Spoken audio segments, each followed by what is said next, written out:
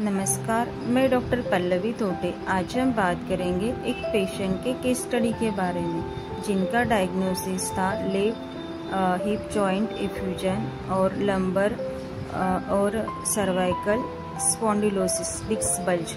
तो इनको कमर में बहुत ज़्यादा पेन था और पैरों में सूजन थी, खांसी बहुत थी और ये कुछ भी मतलब डाइजेस्ट नहीं हो पा रहा था, नींद नहीं आ रही थी इनको। और इन्होंने पहले 9 से 10 डॉक्टरों से कंसल्टेशन लिया था।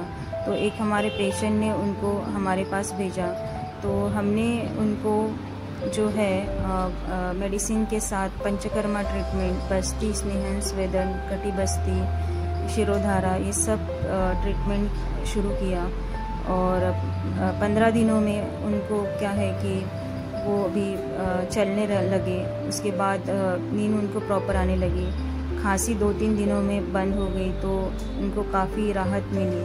और अभी 2.5 महीने हो गए हैं कि मतलब अब खुद का काम वो खुद कर रहे हैं और नींद भी प्रॉपर आ रही है और पेन तो मतलब 95% कम हुआ है। और पेशेंट का फीडबैक मैंने इस वीडियो में जॉइन किया है, वो आप ज़रूर सुनें। और अगर आप सर्वाइकल स्पॉन्डिलोसिस या फिर लंबर स्पॉन्डिलोसिस या फिर हिप जॉइंट इफ्यूजन से सफ़र कर रहे हैं तो आयुर्वेदा की ट्रीटमेंट जरूर अपनाएं।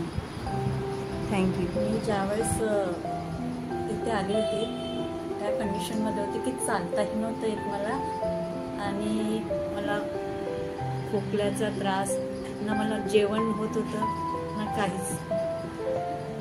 मला स्लीप डिस्कमुळे खूपच त्रास होता।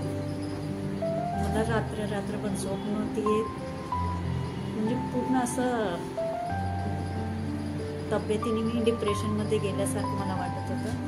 पण आता मला इतकी औषध घेऊन भरपूर प्रमाणात मला आराम मिळाला।